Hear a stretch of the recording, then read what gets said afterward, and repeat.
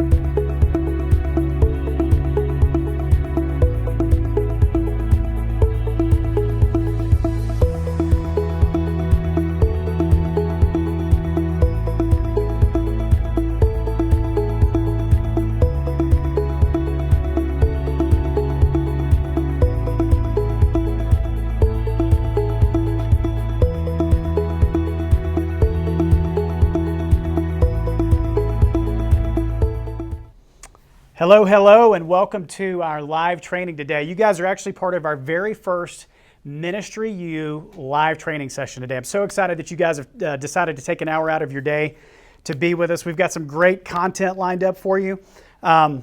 First off, if you're wondering who I am, who this guy is that's talking to you right now, my name is Joey Tyndall, and I am the web marketing manager of ChurchLeaders.com and MinistryU.com, and we have just launched Ministry U. It is our online learning platform for pastors and church leaders. We're going to tell you guys a little bit more about that today. I want to introduce my guest as well. Lance Witt is the one who's going to be teaching you guys today.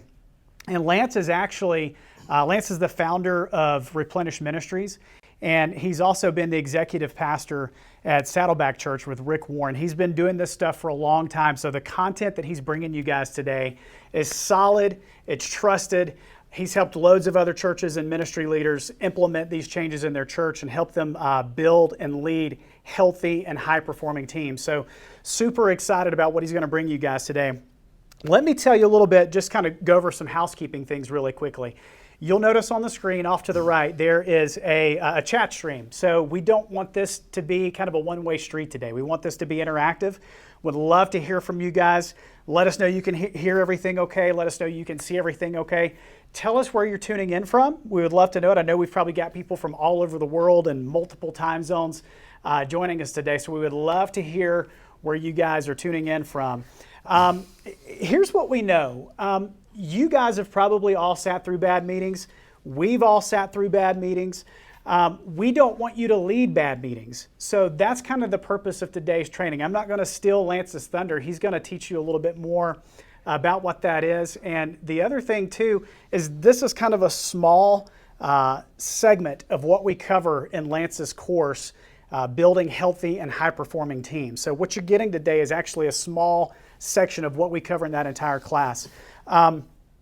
Take notes, get your team together, and I don't want to take any more away from you guys' time or from Lance's time, so we're going to get started, and hope you enjoyed the training. Lance, thanks so much for being with us today, man, and super excited about what you're going to cover, so excited to hear from you. Thanks, Joey. It is great to be with you and great to be with all of you who are really serving out there on the front lines of ministry. And what I'm going to share with you today really does come out of many years of experience of sitting through a ton of meetings, leading a ton of meetings, and sometimes not leading them very well. And I just want to take you to a moment that I know we've all experienced. You're sitting in a meeting, and the meeting is supposed to be over at 2 o'clock, and it's now 2 o'clock, and the meeting still isn't over. And you begin to get a little bit fidgety, maybe even a little bit restless. Everybody around the room is starting to shut down their computers and put stuff in their backpacks. Maybe you pull out your phone and you check to see what text messages or emails have come in, and people begin to load up and then finally begin to walk out of the meeting, and by now your mind has shifted to the rest of your day and all the other stuff that you've got going in the afternoon. And everybody walks out the door and nobody stops to ask, was that a good meeting? Did we actually accomplish what we thought we were going to? Was this an effective and productive use of the time that all of us gave to that meeting? And again, if I'm really honest, I'd have to tell you that I've sat in some meetings and walked out at the end, and with a bit of cynicism, I calculated how much salary we just spent on that meeting and how many staff hours we just squandered in a meeting that was a total waste of time. And meetings are important. It's how we get stuff done. It's how we move the ball forward. But here's what I know to be true about our meetings. Your organization, your church, spends a ton of time and a lot of resource in meetings. I also believe that the people on your team, they really do want to be helpful and productive, and they want meetings that actually feel useful and help move the ball down the field in their ministries. I also know it's true that it is very discouraging and frustrating to walk away from meetings that really did feel like a waste of time, and we've all been there. But here's what else I know is true. With just a few small tweaks, you can really make all the difference in the world. In fact, what I'm going to share with you today is how I believe that you can raise the productivity of your meetings by 30% just by making a few of these small adjustments. And when you do that, you're going to make better use of your people's time. You're going to be a better steward of the resources that you've invested. And the impact of your church and the impact of your teams is not going to just feel more productive, it's actually going to be more productive. And so, because I've been in ministry 35 plus years, I've sat in thousands of team meetings. And here's what I've concluded: that the most important part of any meeting is the landing. And yet it's usually the most neglected part of any meeting. Now, because I travel a lot of my thinking and analogies come from the travel industry. And just like I've sat in thousands of meetings, I've sat on thousands of flights. And here's what I know to be true. I've never sat on a flight where the pilot neglected the landing. You know, it doesn't really matter how good the snacks are or how good the movie is or whether you got an aisle or a window seat. If the landing is a disaster, the whole flight's a disaster. And as far as meetings go, it doesn't matter if you just have a really good agenda, and it doesn't matter if you had good snacks on the table or how good the discussion was around the room. If you don't land the meeting well, it actually ends up being an organizational disaster. And again, we've all been in those. And so after a lot of years of sitting in really bad meetings, many of which I've led, I've developed this strategy that I think is really helpful in actually raising the productivity in your meetings. Because just like a crash landing is an absolute disaster for a plane, it really isn't much better in our churches when we have bad meetings. So go back for a moment to you're sitting on that flight, you're at cruising altitude, and the pilot begins to move toward the landing. But he doesn't start thinking about the landing when he's hovering over the runway. No, about 30 minutes out from the runway, he begins a gradual descent so that he can have a successful landing. And a successful landing is gradual, and it takes time. And the same thing is true not just in landing a plane, but also in landing a meeting. And so here's what I do in my mind. That if the meeting is supposed to end at 2 o'clock, at 1:45, 15 minutes before the end of the meeting, I begin the gradual descent so that I can land that meeting well. And most meetings that I've been in, we tend to go with the discussion right up to the very end of the meeting, and then the meeting abruptly ends, and it's sort of like a crash landing, and there's a lot of things that weren't wrapped up, a lot of things that didn't get clear, and we didn't land the meeting very well. So here's what I've done.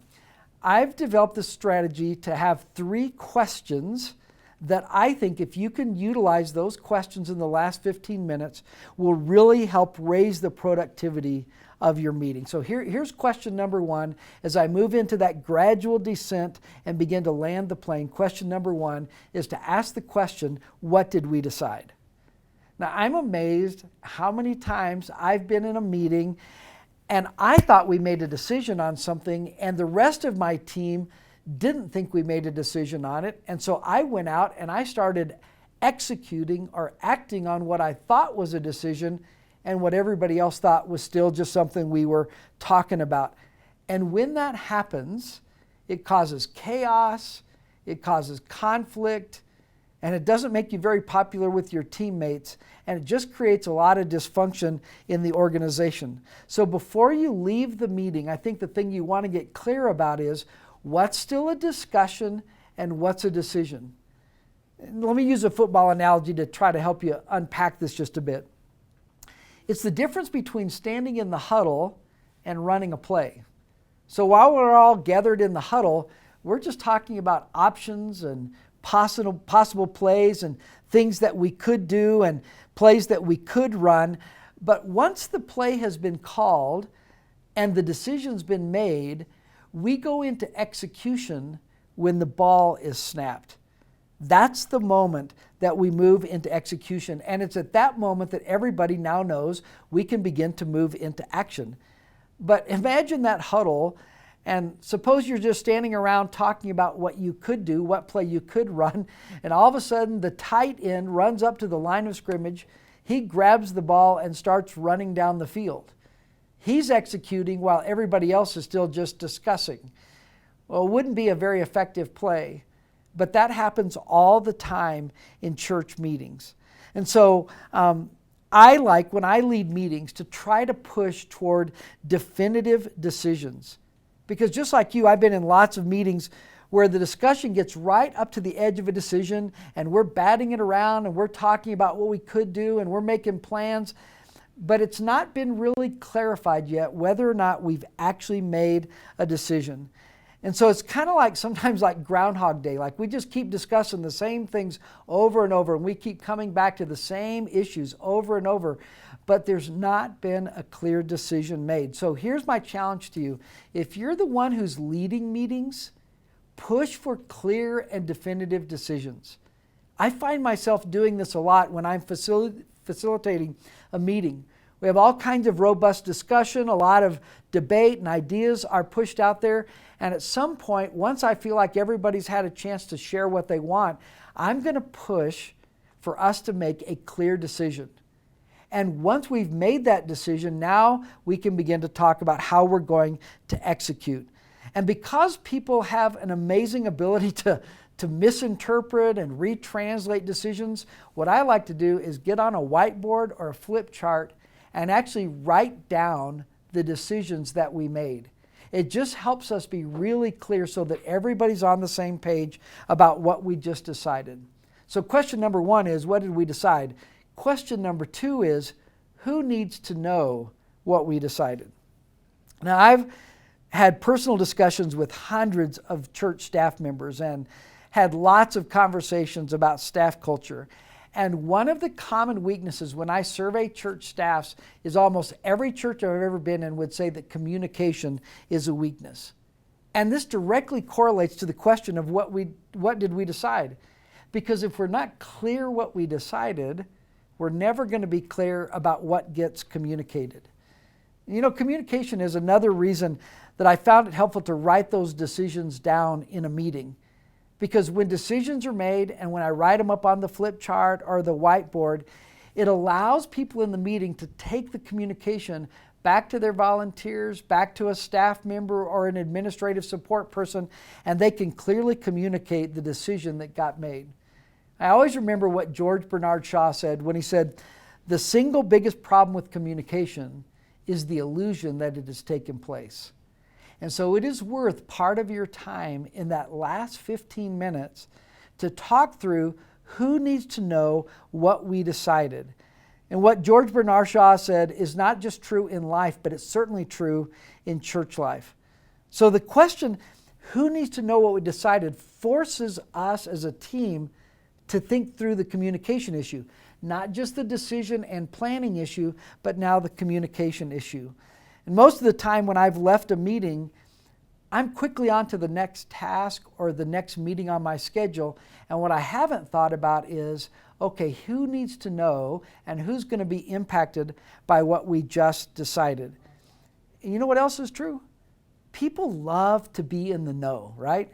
I mean, they love to have that insider information, especially when decisions are made in a room with a closed door that are going to ultimately impact them and their job.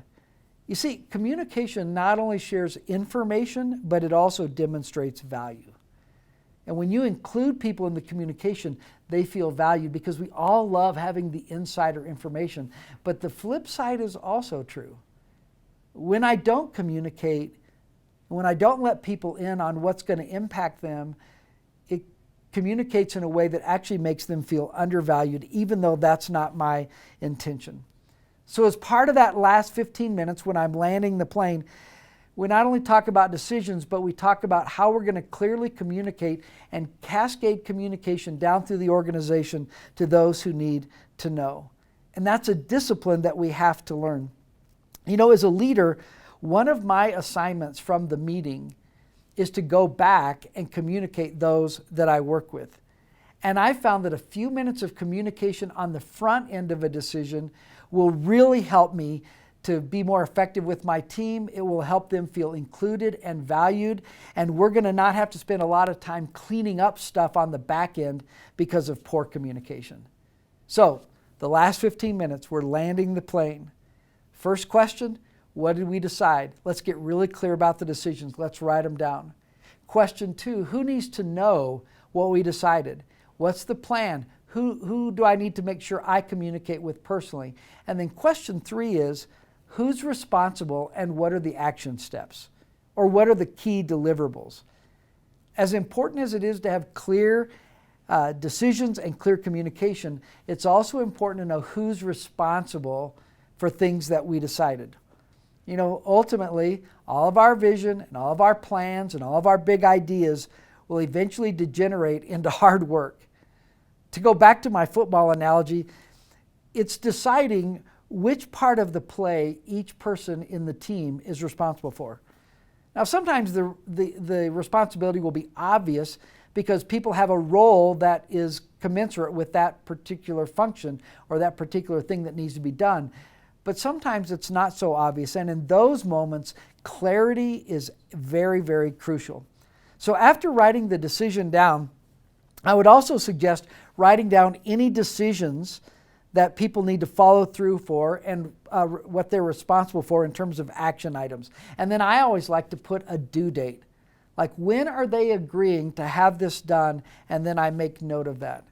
Now, I know when we talk about some of this stuff, it might feel a little bit tedious for you.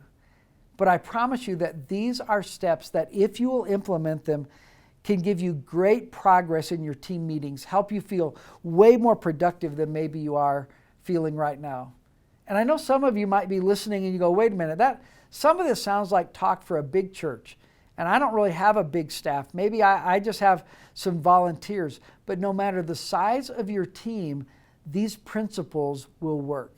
Now, you might need to customize it and it might need to look slightly different. But these 3 questions will help your meetings be more productive. So I want you to think about your meeting like raw electricity. You're bringing your most gifted people around the table, people with great experience, great minds. And like raw electricity, that meeting is full of potential, it's full of life, and it's full of what could be for your church. But a raw electricity, if it's not harnessed, if it's not governed well, if it's not channeled, it can also be destructive. You see, for raw electricity to be productive, it needs to be hooked to a transformer. And I think the strategy that I've given you for the last 15 minutes of your meeting is like a great transformer. It takes all of that potential and all of that life that sits in the room, and it actually turns it into something that can be very helpful for your organization. Well, before I wrap up my time, I want to give you 2 more small steps that I think will also ramp up the effectiveness of your team meetings. I believe the second most important part of the meeting beyond the landing is the 10 minutes after the meeting. So let's say the meeting is over and you're the team leader, and my challenge to you is to leave a buffer of 10 minutes between the ending of that meeting and the start of your next task or meeting. And what I always like to do is to take that 10 minutes to collect my thoughts and to write down kind of things I want to follow up on, important notes that will help me as I plan for the next time this group is going to get together. And then the last thing I do is I take my notes and I put them as agenda item number 1 for the next time that group is going to get together. That just helps with communication, helps with clarity, and it also helps with accountability. And so I schedule that buffer of 10 minutes. And then here's the last thing I would share with you. And this has to do with the beginning of the meeting. I think the most important part of the meeting is the landing. But the second, most important part of any flight is the takeoff. And I think how you start your meeting is also really crucial. And here's the question I always like to ask when I'm starting a meeting. What's the win for this meeting? What would have made this meeting worth the amount of time and salary and investment that we're going to put into it? Because sometimes we just get together because that's what we do every week. Or sometimes I walk in with one assumption and somebody walks in with another assumption. And so I think it's very important to just clarify from the beginning, what's the win? what will have made this a valuable meeting and will be worth the time that we've spent? And it just sort of gets everybody on the same page. Well, there's no doubt about it. Meetings are an important part of the life of every church and every organization. Like I said earlier, it's how we get stuff done. And a good portion of our time is spent in meetings. It's part of how we move the vision forward, how we align our team, and how we communicate with people in the organization. And in this Ministry U course that we've developed, it's really focused on two pieces. There's the building healthy teams, and then there's high-performing teams. And we don't want just one or the other. We don't want just teams that get along and kind of love each other and know how to resolve conflict, but don't really produce much for the kingdom. And on the other side, we don't want people that are only focused on objectives and goals, but trample on people in the name of vision. We really do want both. And I think meetings are an important part of that. And during this course in Ministry U, we're going to talk a lot about very practical and very important things that you're going to need to do to build healthy and high-performing teams. So I'm going to ask Joey to come back now, and he's going to share with us a little bit more about the Ministry U course and how that might be a resource for you and your team. Thanks, Lance, and thanks for the great content. And thank you guys for being here. I know it's a big deal to take an hour out of your day and to tune into one of these trainings. I've watched loads of them, so I appreciate you joining us. We don't take that lightly, so thank you. Here's what I want you to do. We're going to have come to Q&A here in just a few minutes where you'll be able to ask your questions to Lance. We've had great engagement so far, so keep that going. Ask your questions. Use the chat stream. We've got Rudy who's going to be pulling those out, sending those to me. We're going to try to get through as many questions as we can. Here's what I want you to do, though, before we do that. Post in the chat what one key takeaway is from what you've learned so far in Lance's training today. We'd love to know. Just one key thing that you've learned so far from the training today. The second thing, don't go anywhere, because as I said, we're coming back to that. And a lot of times the most valuable content happens during the Q&A time, not during the actual training time. So here's something about Lance's training today. What you've learned about how to transform your meetings, you can take that and implement that with your team this week, and it's going to increase the productivity of your team. But that's only one small snippet of what we've put together for you in our Ministry U course, how to build healthy, high-performing teams. It's only one small aspect of it. And Lance has been doing this for a long time. This is not something that he just kind of made up and came up with last week and threw it together. He's coached and consulted literally hundreds of pastors and church leaders on how to build healthy teams. And here's what we know about church leadership, is that it's kind of top down. As it goes with a leader, it will go with your team. As it goes with your team, it will go in the church. There's kind of a trickle down effect of that. That's why this stuff is super important. And that's Lance's heartbeat in this class. It's why we put this class together. So here, I want to tell you a little bit about what else is in the course. Session 1, we talk about soul care. We talk about personal leadership. Why is that important? If you're not healthy personally as a leader, you're not going to lead a healthy team. That's just the way that it is. It has to start with you. And so we've given you a blueprint to walk through for how to get yourself healthy so that you can lead a healthy team. It starts there. That's what we cover in session 1. We give you loads of downloads to go through, walk you through that process. Session 2 is how to get the right people on the bus. I'm sure you're familiar. If you've read Jim Collins' book, you know all about that quote, getting the right people on the bus. But it's true, though. If you don't have, we've all seen what happens when we hire the wrong person. You've all probably experienced the fallout from that. Think about it this way. A lot of churches hire people that are in the congregation for different staff roles. Let's say that hire did not work out. So what's happened, not only have you lost money investing in hiring that person, there's a lot of relational damage that's happened. That person is probably going to leave the church, and they're going to take a handful of other people with them. And so there's a cost component to hiring the wrong person, but there's also that relational component to hiring the right person. So those are things that we walk you through how to do. How do you get the right people on the bus? How do you create clarity around their roles and expectations? How do you set them up to succeed? So we walk you step by step through that one. The third session is one of my favorites, and here's why. There's loads of books out there right now on leadership. You could go to the store, and there's hundreds of books on how to be a good leader. What you don't see as much of, though, is how to be a great manager. That's super important, because if you don't manage your people, you can't move ministry forward. Your team's ability to execute on your vision is directly related to your effectiveness in managing those people. So if you can't manage them well, you're probably not going to move the vision of your church forward. But we walk you through how to do that. We've given you a couple of great downloads in that session too, some really good resources to download in there. One is a job description template I mentioned just a few minutes ago that if your people don't have clarity around their roles, if they don't know what's expected of them, if they don't know what the win is for them, they don't know what they're accountable for. So they're going to do something, and they're going to be generating activity, but they're not going to be generating results. So we give you a resource to be able to follow to ensure that doesn't happen. The second thing that we give you is a managing priorities document. Well, what is that, you say? Well, that as a leader, you've probably got 100 things on your to-do list right now, and it's probably growing. It'll be even bigger next week.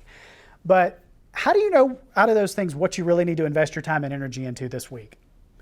That's a question that a lot of people struggle with. So what we've done is given you a template to follow that will help you know what you need to invest your time and energy into this week that will produce the results that you want next week.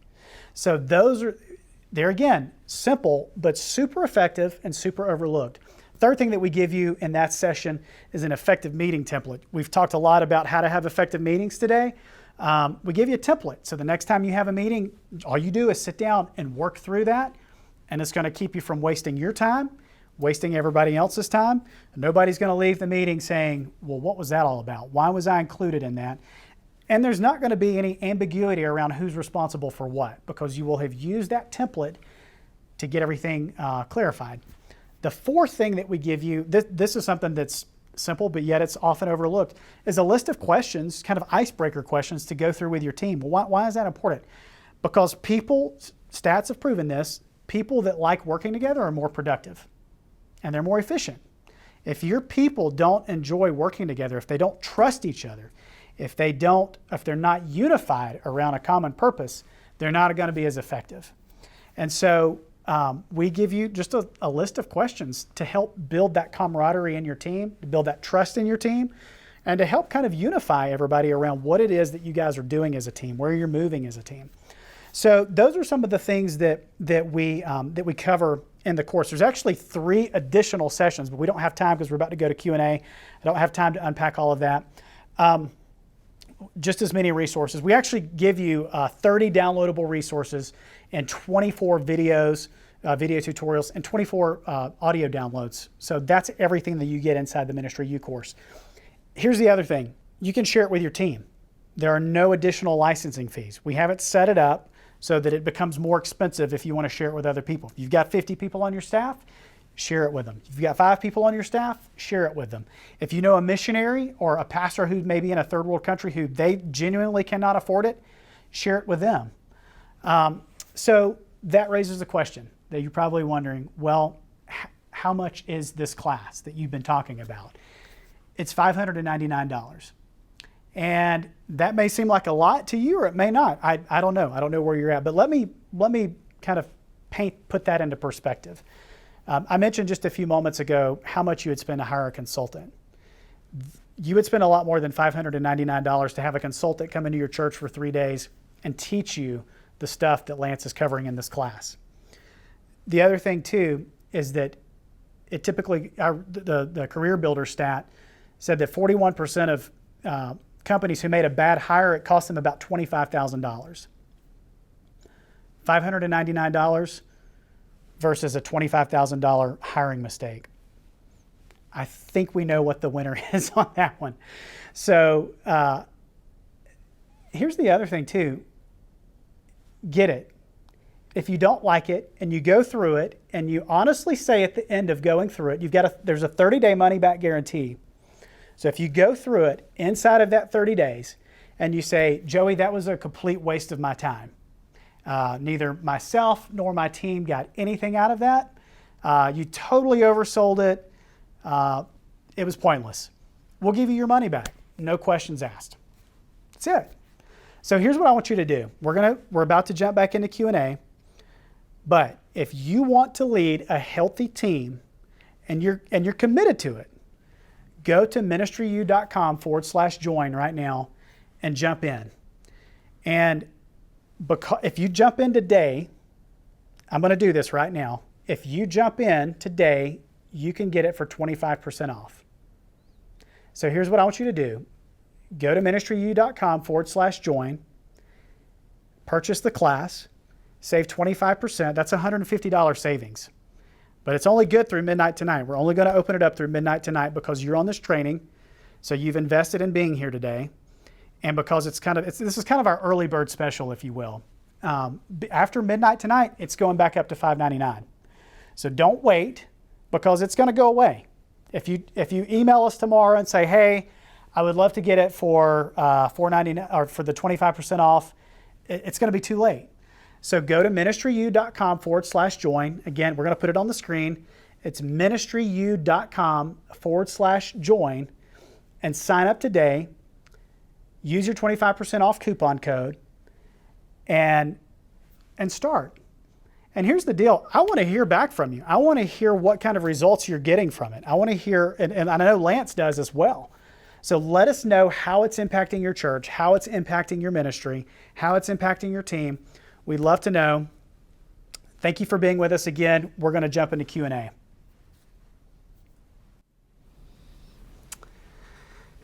We've had some great questions coming in, and we're going to do Q&A. Thank you guys for staying with us. And hey, big shout out too to everybody who I saw. We've got some of you guys are tuning in from India, somebody from England, somebody from South Africa. So that's awesome. Thank you for being with us. And really good questions coming in too. So I'm going to open these up. Keep the questions coming. We've got Rudy in the chat stream. He's going to be fielding those to me. So keep your questions coming, and we'll stay here until we answer most of them. Lance, here's a great question from Pastor P2, and they say, how can you incorporate these principles when you're not the one running the meeting? So I know a lot of times somebody's leading the meeting, but they're participating and it gets derailed. Yeah, it's a great question. I think a couple of things come to my mind. One is offline from the meeting, I would perhaps maybe sit down with the person facilitating and leading and maybe even expose them to some of this teaching and talk about maybe taking the last 15 minutes and sort of trying to lead upward in that way. Now, sometimes that's not going to work and they're not going to be open to that. And so I think in the meeting, one of the things that I've tried to do is sort of as the meeting begins to wind down and I can tell we're about to end the meeting, is I'll just raise my hand and ask the question, hey, can we just get really clear on what the decisions are that we've made? And can we take just a couple of minutes to talk through how we're going to communicate these things to our teams? Or, hey, we decided this, who's responsible? So I think just posing it in the form of questions is a good way for you to try to lead upward in the meeting. Obviously without being disrespectful or, taking control of the meeting. But by asking some of those questions, you may actually prompt the leader to take care of some of these things in a more organic way. So basically just asking for clarity then is kind of a key thing to do. Here's another question. Let's see, how do you slow people down in a meeting when even though they enjoy the meeting, it's going off schedule? What's a good way to get people back on track? Yeah, and again, I think this is where you as the leader sort of have to assume leadership. And there's always a dance, I think, when you're leading a meeting of wanting there to be good community and laughter and humor, and the team enjoying being together and, getting done what you need to get done. And so I feel like it's my job as the leader to make sure that we do land the plane and that the purpose of the meeting actually gets accomplished. And so sometimes what I will say is I'll say, hey guys, can we just kind of push pause on that for a moment? I want to bring us back to the core discussion that we need to be having during this meeting.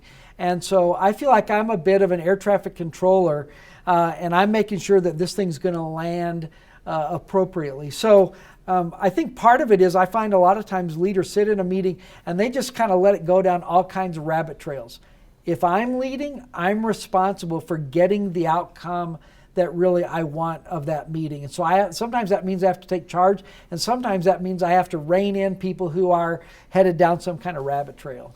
That's great. And there again, this is a lot of the stuff that we talk about in the class. So a lot of these things are fundamentally staff management challenges, I guess, and they're things that any leader is going to face that you may not have known how to do. If you went to seminary, this is not necessarily something that they taught you how to do in seminary or Bible college. So this is the type of thing that we address in the course. So we really help you dial in the staff management aspect of leadership.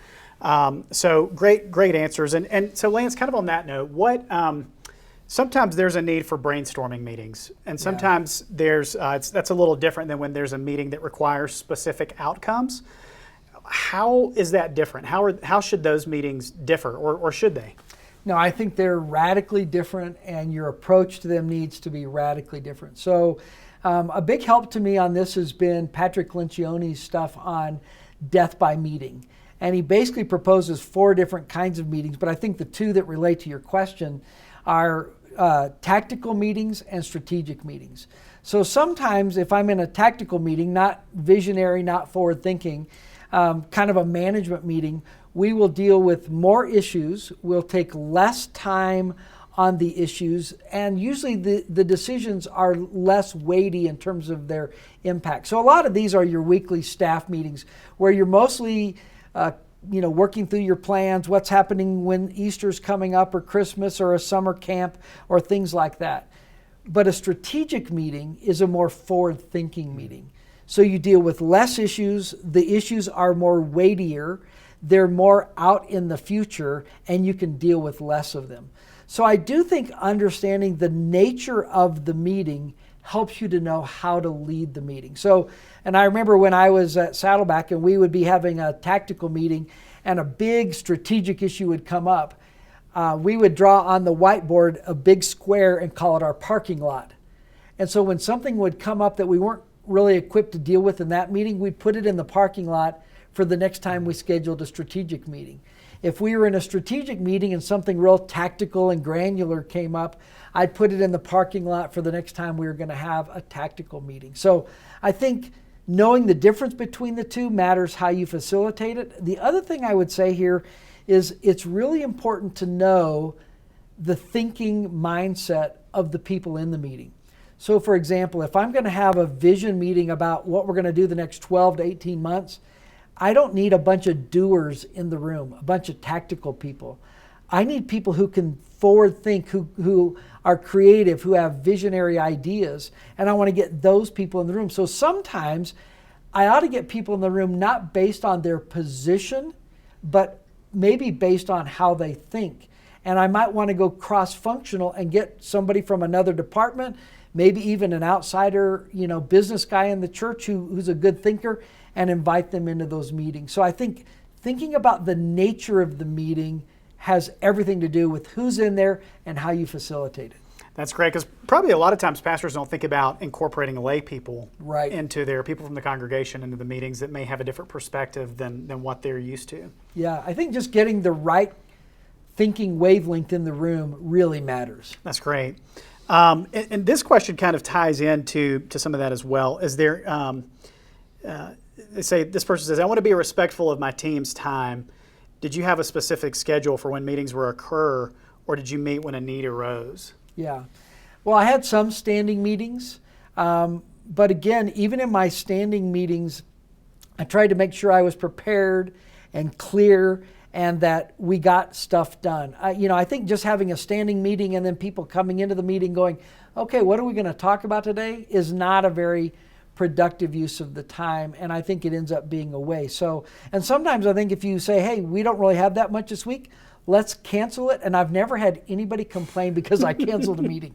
When you give people back an hour or hour and a half of their time, I think that's great. I think also sometimes we could just do meetings in a shorter amount of time.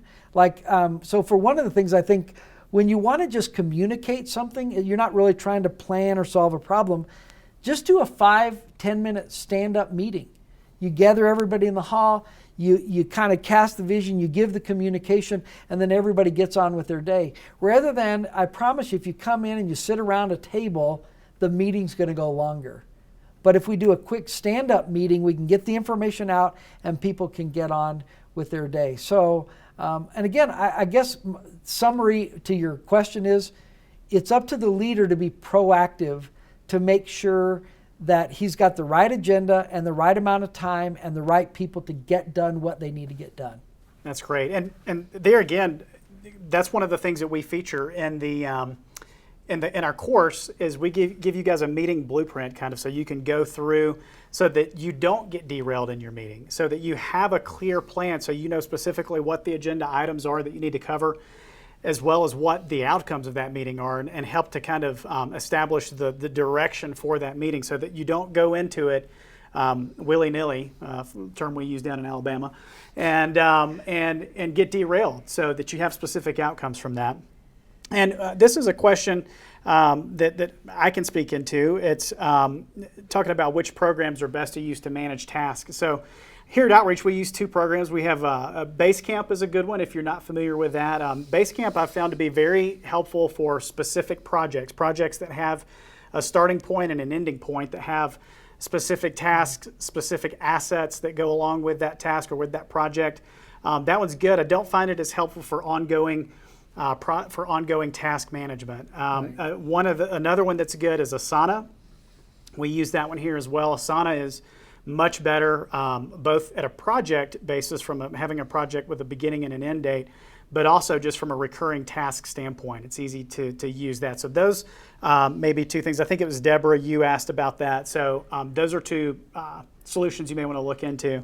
And on the personal side, I think, of course, obviously Evernote's a great thing. Yes. Just managing yourself. And another one, Noseby, is a quite common one that is a good app that you can use for managing tasks, but also managing people, and just having files for the ability to be able to manage what people are accountable for and responsible for. That's great. That's great. One last question, because we want to be mindful of you guys' time. Let's see. Let me find the one here. So this is something that's common. I feel like a lot of times, and this great question here, a lot of times there's this misconception that a meeting is always required. But that's not necessarily the case. Sometimes things can be facilitated purely from an email, or like you were saying, from a stand-up.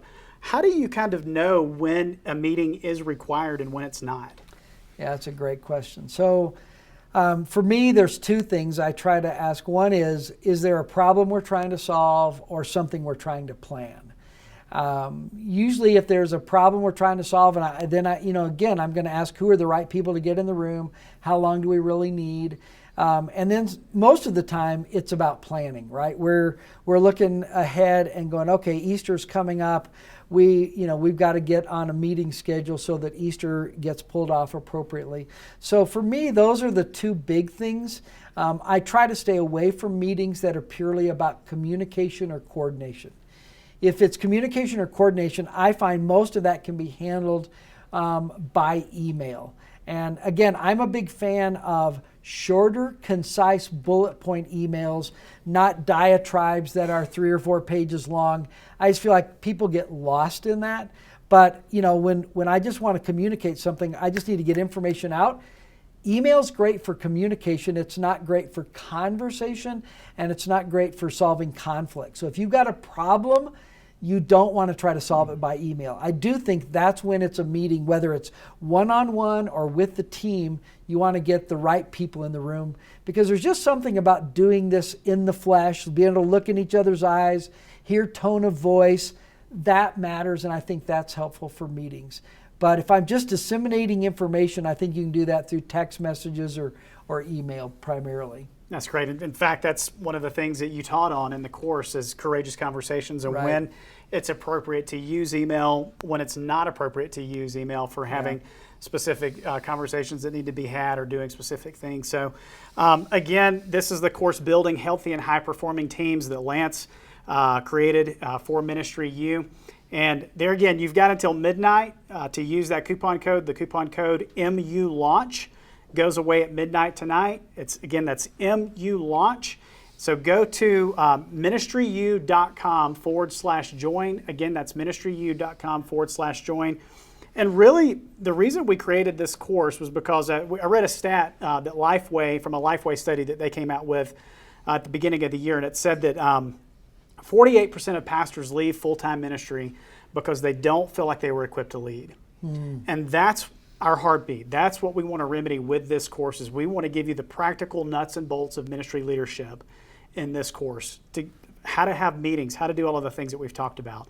So thank you guys for being with us. We want to be mindful of your time. Thank you so much for taking some time out of your day to be with us. Lance, do you mind just closing us in prayer and praying for everybody who's watching and praying for their ministries and their teams? I'd love to. Father, we're grateful for the gift of this day and that we get the honor of serving you in ministry. Lord, it is an incredible blessing that we get to be your sons and daughters, but that we also get to lead in the work of the kingdom is a double blessing. And for that today, we are grateful. And so ministry for us is not a have to, it's a get to. And I pray that for every person that's watching this and listening to this, that today they would feel your favor, that today they would be energized around the call that you have on their life. And Lord, we all understand that the greatest asset you give us in our ministries is our team. And I pray that you would lead every person that's listening to know how to better lead their team, not just to be healthy, but also to be high performing, that we would really make a significant impact for the kingdom of God. And so, Lord, would you pour your favor and your blessing out on these ministry leaders all around the world, no matter the size of their ministry, what they do matters and it's important, and how they lead their teams matter. And so, Lord, we pray you give them great wisdom and favor as they lead their teams for your glory, we pray in Jesus' name. Amen. Amen. Thank you guys again.